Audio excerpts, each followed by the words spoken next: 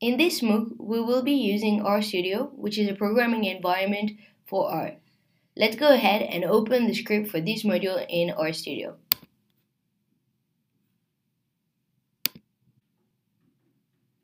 The first example we saw in class is concerned with improving a supply chain. We will explore our data set to identify different groups of products that share similarities and that can be treated in a similar way. The first thing that we want to do is to set our working directory to the folder where we have downloaded the SKU datasets.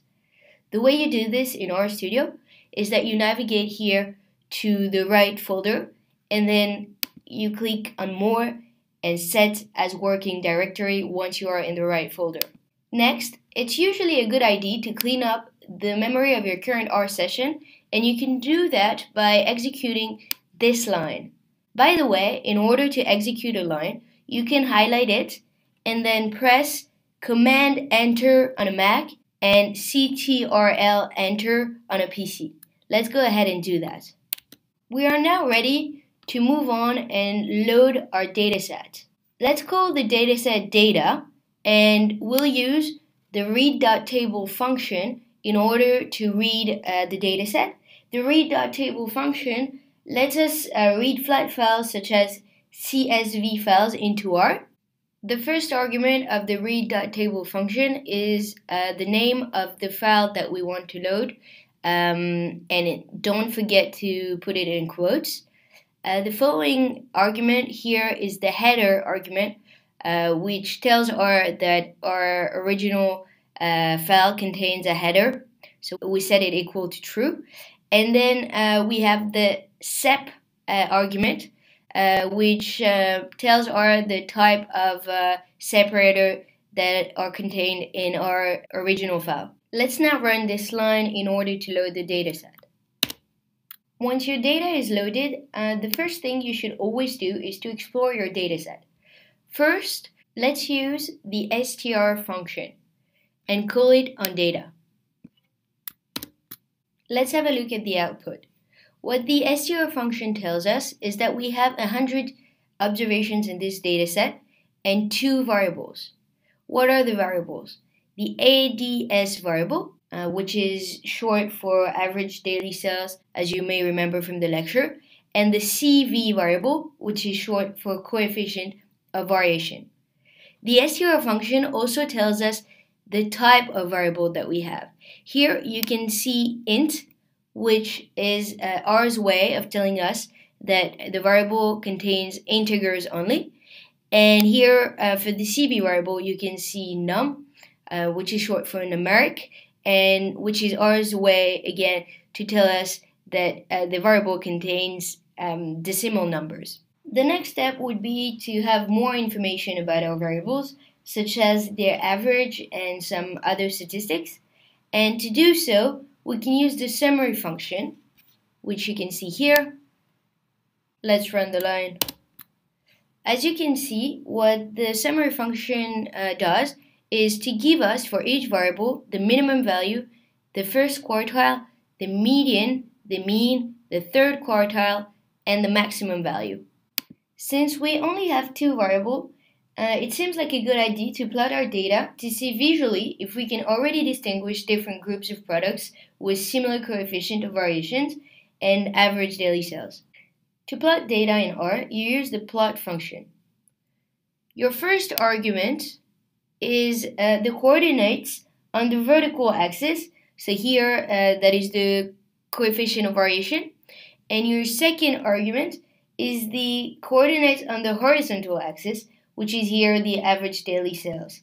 With the main argument, you can add a title to your plot, and similarly with the ylab and the xlab arguments, you can label your variable in order to make your plot much more understandable. Let's now run this line of code. At this point, you should obtain this plot that you can see on the bottom right of my screen. What can you say about this plot? Do you notice different groups of products that are close to one another? If yes, how many? Hopefully, you are able to identify 3 groups of products on the plot.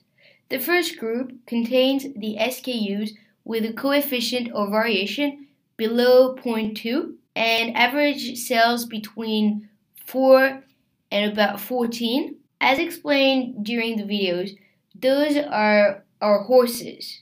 Our second group contains SKUs with coefficient of variation around 0.35 and about 1, and between 6 and about 14 for the average daily sales.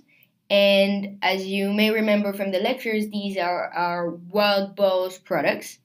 And the third and last group contains SKUs with a coefficient of variation between 0.2 and about 0.7 and an average daily sales between 0 and about 3. These, as you may remember, are the crickets. Let's draw some lines and add some text to our plot in order to make it more explicit. To add a vertical line in R, you can use the AB line function and you pass it two arguments. The first one is V, since we identified that our first group has coefficient of variation below 0.2, we set V equal to 0.2. And our second argument here is the col argument, which controls the color, so we set it equal to red in quotes. Let's run the line. Now let's add a horizontal line by using the AB line function again, but this time we pass it the H argument because it's a horizontal line, and since we identified our first group, they have average daily sales over 4, let's set it equal to 4, and again we'll set the color to be red. To make our plot more visible, let's add a label to where our first group is. Our first argument is the X value of where we want our text to start. The second is the Y value of where we want our text to start. The third argument is the text that we actually want to insert. And then now you're familiar with the col argument, which sets the color, and that will set here equal to red. Now you can do the same thing for the wild balls and the crickets by running these lines. Now if you try to move your text and lines around a bit, you will find that producing nice visualizations in R can be time consuming and is generally not the most efficient way to produce a business visualization. Using a presentation tool such as Microsoft's PowerPoint or Apple's Keynote and adding pictures and simple one-liners will most often help you convey the points that you're trying to make in a business-oriented manner. Feel free to use any presentation tool that you may be used to and to post the visualizations you build in the forum so that we can all learn from each other's creativity. So by simply plotting our data, we were able to find groups of products that are similar to each other. Let's now try to use hierarchical clustering methods learned in class and see if we can obtain a similar result. First, in order to make sure that we do not alter our original dataset, let's make a copy of it and call it taste data. The way you do this is that you just set taste data equal to data. As we saw in class, in order to make the variables comparable to one another, we need to normalize them. To do so in R, you can use the scale function. Let's use it. We are now ready to compute the distances between our data points, which we will store in D. In R, we can do so by using the dist function, which takes two arguments. The first one is the dataset that you want to compute the distances of, and the second one is the method that you want to use in order to compute distances. In this case, we're going to use the Euclidean method. So you set the method argument to Euclidean and do not forget the quotes. Now that we have computed distances, we can finally use the hclust function in order to perform the actual hierarchical clustering. Let's create a new variable called hcword, which will store the result of the call of the hclust function. The hclust function takes two arguments. The first one is the result of our dist function, so D, and the second argument is the clustering method that we are going to use. In this case, we set it equal to word.d, The question of the clustering method that we wanted to select is a technical one, but if you want more information about the hclust function, you can always type $hclust in the console and you obtain documentation on the package, or you can always search for more on the web. Let's now run our hclust function.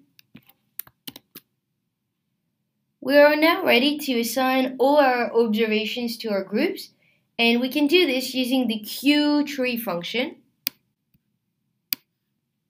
It takes two arguments, the output of the hierarchical clustering, HC word, and k equal to the number of clusters that we want to create.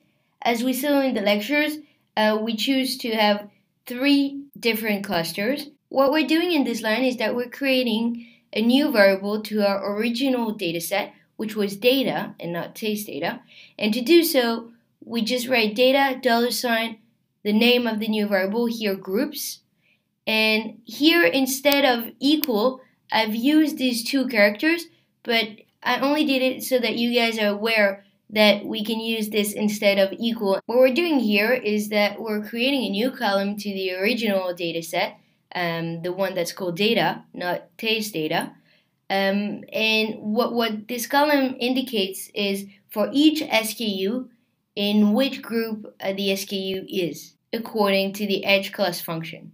Now that we have our groups, we can finally plot them. The lattice package provides a lot of functions that you should explore to make nicer plots.